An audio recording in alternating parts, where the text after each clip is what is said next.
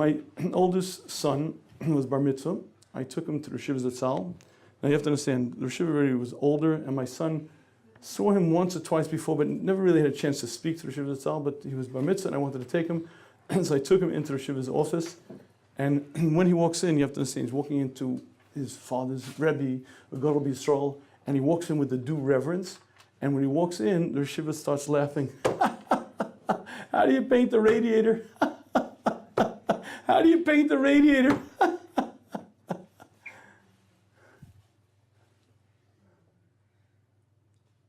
13 years earlier, I was with my wife in the Shiva Zatzal's house, and the Rebbetzin asked me to come outside, and my wife, I don't know how they got talking about it, but it happened to be that we just, we were recently married, and we moved into an apartment, and I was with a buddy of mine, and we decided we're going to save money, we're going to paint the apartment. Now I assumed, I knew he knew how to paint, and he knew that I knew how to paint, and really neither of us had painted before. And we show up with the rollers and the brushes and all the stuff, and I don't know how to do it. So the walls weren't too bad, but then we got to one of these 1920s old style iron radiators. And it's paint after paint, level after layer caked on. And I said to my buddy, hey, how do you paint a radiator? He said to me, I don't know, how do you paint a radiator? How do you paint a radiator? Little did we know that my wife is listening to this conversation from the kitchen. And I don't know for the life of me why she said it over to the Shiva, but when I walked back into the room, the Shiva's laughing. How do you paint the radiator? How do you paint the radiator? Every month, at least once a month, the Shiva would say, how do you paint the radiator? How do you paint it? And this went on for years. 13 years later, when I brought my son for his bar mitzvah, the first thing the Shiva Zatzal said was, how do you paint the radiator? Okay. Do you know why? Because one of the things the Shiva Zatzal taught us was you have to have a sense of humor. You have to learn how to laugh. You have to learn how to enjoy yourself and how to have fun. The best thing to laugh at is yourself if you have the strength to do that, but you have to have a sense of humor. And folks, I have to share with you, you're supposed to be enjoying life. You're supposed to be loving your spouse. You're supposed to be with your best friend, and you better learn to have fun. Have a sense of humor. Learn to laugh. Learn to joke. Learn to laugh it off. Why? Because again, in the heavy traffic of life, if you don't keep a sense of humor, and especially in your marriage, if you don't keep things light, you're going to suffer dramatically. Don't get me wrong, don't make fun of your spouse. Don't laugh at your spouse. Please don't do that. You want to laugh at somebody, laugh at yourself, but have a sense of humor as a couple. Learn to laugh, learn to take it easy, learn to enjoy each other's company. I think this Chazal shares with us a perspective on a marriage. Re'im ahuvim is a definition. Best friends who love each other, friends who are supportive, friends who work together, friends who are sharing this thing called life. My Rebbe, the Shiva Zatzal, used to say it over and over like a mantra, life partners. You're partners in everything that you do. You're partners in building your house, partners in raising your children. You're partners in life, and you're supposed to be best of friends. But you have to know how to be a friend. The way that you're a friend is you're tolerant, you're accepting, you understand that I don't understand my spouse. I don't get her. I don't get him. But that's okay. And I don't have to change her. I don't have to make him different. He's different than me. He thinks differently, acts differently. For the life of me, I don't get him, and I don't have to change him. It's not my job. And that goes on both sides of the mechitza. I'm supportive, I'm helpful. I do chesed daily for my spouse. I think about how I can help. Davening is certainly a very good idea. And when you get to those issues that everyone has, you communicate. You don't vent, you don't rant, you don't rave, you communicate. Communicate means that you think of how could I get this message across. Number one, we are partners. Partners means I'm not the boss, you're not the boss.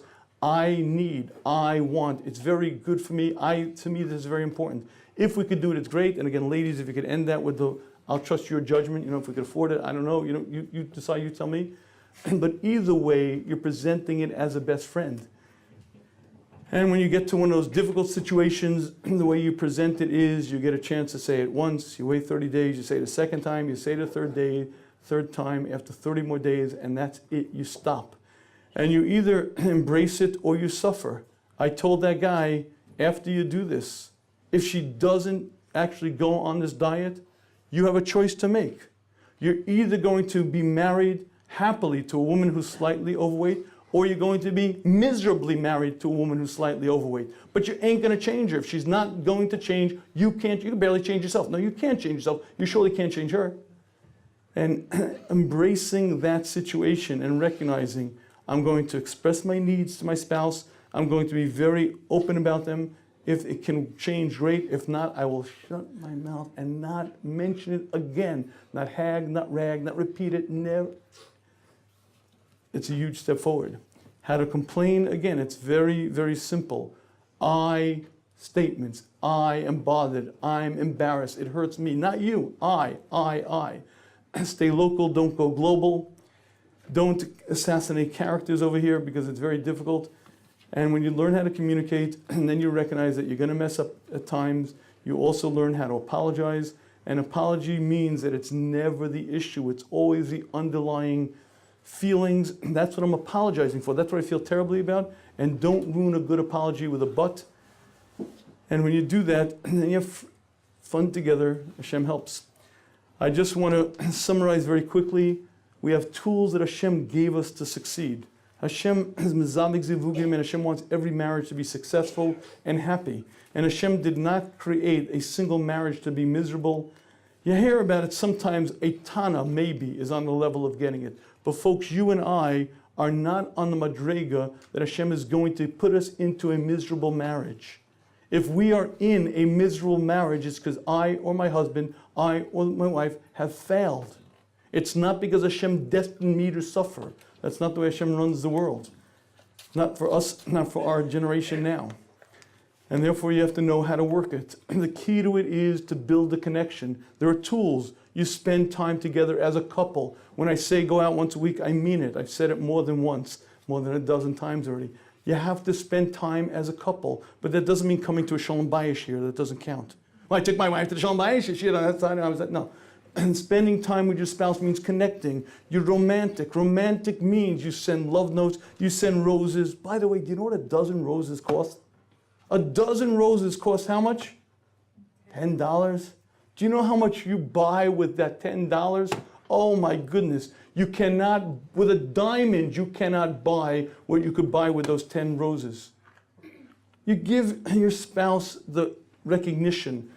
You appreciate who she is, what he does. We discussed the fact, obviously, there's attraction is an issue. Using physical intimacy for its role as one of the bonding elements is a huge issue. And being appreciative of what my spouse does helps me, helps my spouse. And you got to tell your spouse. You have to tell your spouse how proud you are of her. You have to tell your spouse how proud you are of him. You express it, you say it. It makes them feel good, it makes you appreciate it. And finally, you compliment. You compliment because it's one of the biggest yisods, one of the biggest things that work. Those are on the positive. That blows up the balloon. Remember that Moshe, you blow up the balloon, and then make sure that you don't poke holes in it. How do you not poke holes in the balloon? You have to discover what it is that really bothers your spouse, what it is that really ticks them off, what it is that really bothers them. And you better know that just because it doesn't bother you doesn't mean it's not important to her, doesn't mean it's not important to him.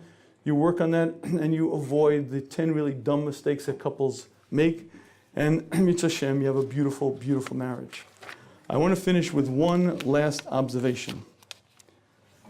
There's a famous chazal that the Reishis Chachma says everybody gets wrong. Remember the chazal? 40 days before a couple's born, Hashem says, Bito shel ploni leploni. 40 days before a man is born, the daughter of so-and-so is to so-and-so. So explains the Reishis Chachma that everyone misunderstands that Gemara. They assume it means as follows. Hashem is up in Shemayim, and Hashem is mezavik zuvugim. Let me see, this neshama, that neshama, that. Oh yeah, this is a good match. Let me put them in the world, the daughter of so-and-so to so-and-so. Says the Reishis Chachma, he brings it directly from the Zohar, that it's completely false. It's not at all what happens. Not at all what happens. He explains actually what happens is very, very much the opposite. The neshama is one. The male and the female are together, and Hashem separates them and puts them into different bodies with different temperaments, with different natures in different situations. When Hashem says, Bitol shel ploni leploni, it's because they were one unit. The neshama is one. Hashem separates them, puts them into this world to grow and accomplish. Hashem arranges it for them to meet again, but it's one unit. One unit in Shemayim. When they come into this world, their job is to become one again. And when they've finished their job here, they're again one unit.